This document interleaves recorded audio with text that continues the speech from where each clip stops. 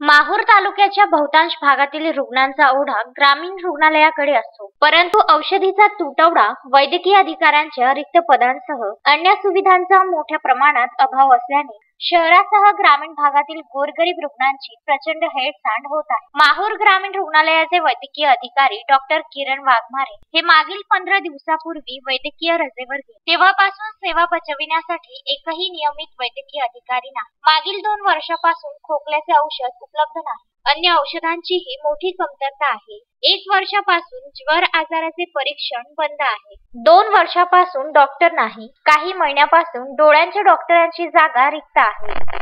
रुग्णांसाठी मागील 2 वर्षापासून पिण्यासाठी शुद्ध पाण्याची सोय नाही। डॉक्टर्स मंडळी आलटून पालटून सेवा बजावित असल्याने व काहींची अपवादात्मक उपस्थिती असल्याने बायोमेट्रिक मशीनचा वापर होतो किंवा नाही याबाबत कमालीची साशंकताच आहे। थातुरमातुर तपासणी करून रुग्णांना स्थलांतरित करण्याचे प्रमाण अधिक आहे। रुग्णालय परिसरात जागोजागी टाकाऊ वस्तू व इतर कचरा मोठ्या प्रमाणात साचला आहे। त्यामुळे आदिवासी व दुर्गम भागातील रुग्णांची प्रचंड गैरसोय होत आहे। बायोमेट्रिक मशीन तपासूनच पगाराचे बिल तयार केले जाते। ओपीडीतून मिळालेली रक्कम रुग्ण कल्याण समितीच्या खात्यावर वर्ग करण्याबाबत शासनाचे आदेश प्राप्त झाले आहेत। त्यातून औषधी खरेदी केली जाईल। सर्वत्र रिक्त जागांचा प्रश्न निर्माण झाला असून जागा भरण्याची जबाबदारी शासनाची आहे, असे डॉक्टर अविनाश वाघमारे, निवासी वैद्यकीय अधिकारी, नांदेड यांनी सांगितले आहे। त्या बैठकीमध्ये आपण काय केलं की अगोदर आपली ही जी ओपीडी फीस किंवा आयपीडी फीस जी होती ती आपण डायरेक्ट शासनाच्या ट्रेझरीमध्ये भरायची। आता एक असा नवीन GR आला की त्याच्यामध्ये आपण ही ओपीडी फीस आपल्या रुग्ण कल्याण समितीच्या बँक अकाउंटमध्ये जमा करणार आणि त्यामधून आपल्याला जे काही आवश्यक औषधी असतील, काही छोटे मोठे साहित्य खरेदी असेल त्याच्यामधून आपण करू शकतो। आता मीटिंग झाली जी रुग्ण कल्याण समितीची, त्याच्यामध्ये आपण असा ठराव घेतलेला आहे आणि त्यानुसार आता वैद्यकीय अधीक्षक डॉक्टर भोसले सर आहे कारवाई करणार आहे। मेडिसिन सगळ्या पेशंटला सगळं मेडिसिन उपलब्ध होईल। कायम वैद्यकीय अधीक्षक कधी मिळणार? आता कायम वैद्यकीय अधीक्षक ही सगळ्या समस्या आपल्या पूर्ण जिल्ह्यातच आहे। बऱ्याच ठिकाणी वैद्यकीय अधिकाऱ्यांनाच आपण ॲडिशनल चार्ज दिलेला आहे।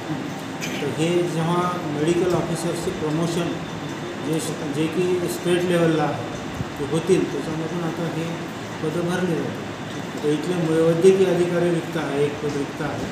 आमच्याकडे 29 तारखेला आता वैद्यकीय अधिकाऱ्यांचे आम्ही इंटरव्ह्यू ठेवलेले आहे, त्याच्यामधून आम्ही एक वैद्यकीय अधिकारी माहूरसाठी देऊ।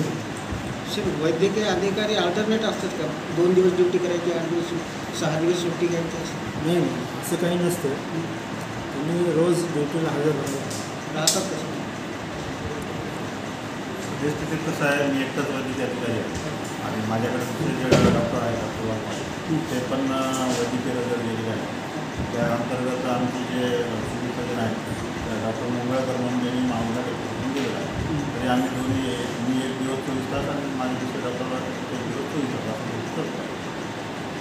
आता तुम्ही जे प्रश्न उपस्थित केला, सर्वांना डेली नॉर्मप्रमाणे जे आहेत त्यांना ओपीडी आयपीडी कंपल्सरी आहे, सर्वांनी हजर राहायला पाहिजे आपल्या ड्युटीच्या। बायोमेट्रिकवर हे सगळं सिद्ध होतं? बायोमेट्रिकवर सुद्धा सिद्ध होतं आणि आमचे जे आपण पेमेंट काढतो बायोमेट्रिक डॉक्युमेंट्स काढतो आणि कोणी जर एमर्जन्सीमध्ये हजर राहू शकत नाही किंवा आपण एमर्जन्सी घडते कोणाला ते नेऊन जातो, त्यावेळेस आम्ही त्यांची आल्यानंतर सिव्हिल वगैरे मदत होतो।